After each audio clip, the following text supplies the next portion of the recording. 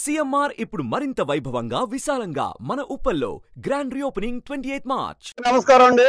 ఈ రోజున అమలాపురంలో మన అంబేద్కర్ కోనసీమ జిల్లా అమలాపురంలో ఈ రోజున మన ప్రజా గొంతుక రాష్ట్రం తరపున ఏకైక గొంతుక ఏకైక వ్యక్తి ప్రథమ వ్యక్తి ఈ రాక్షస పాలనను ఎదుర్కొంటూ అతను అన్యాయంగా అరెస్ట్ చేసిన అతను వ్యక్తిగతంగానే కాకుండా రాష్ట్ర ప్రజలందరి తరఫున నేనున్నానంటూ పోరాటం చేస్తూ ముందుకు వచ్చినటువంటి ఈ రఘురామకృష్ణరాజు గారికి ప్రజా గొంతుకైనటువంటి మన రాష్ట్ర ప్రజల తరఫున మాట్లాడే విధంగా రేపొద్దున పార్లమెంట్కి వెళ్లే విధంగా మన నరసాపురం పార్లమెంటు ఎంపీ టికెట్ని ఇవ్వాల్సిందిగా కోరుకుంటూ వెంటనే కేటాయించవలసిందిగా కోరుకుంటూ ఈ కోనసీమ జిల్లా ప్రజలందరూ కూడా ముక్త కంఠంతో ఈ రోడ్డు ఎక్కారు.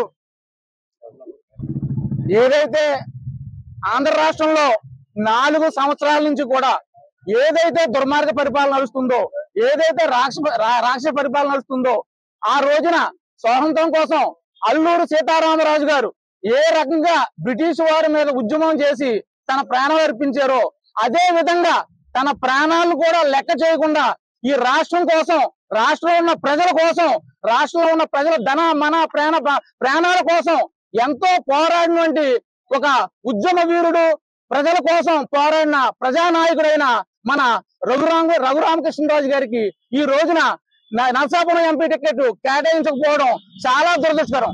ఎందుకంటే ప్రజల కోసం పోరాడి యోధులు గాని, ప్రజా ఉద్యమంలో ఉండే నాయకులు గాని పుడతాం అన్నది చాలా అరుదు. అందులో ప్రజల కోసం పోరాడి ఇలాంటి ఉద్యమ నాయకుడికి రేపొద్దున్న మన ప్రజల తరపున చట్టసభల్లో మన రాష్ట్రం కోసం పార్లమెంట్ లో గొంతు వినిపించకుండా గొంతు నొక్కేయడం అనేది చాలా దురదృష్టకరం.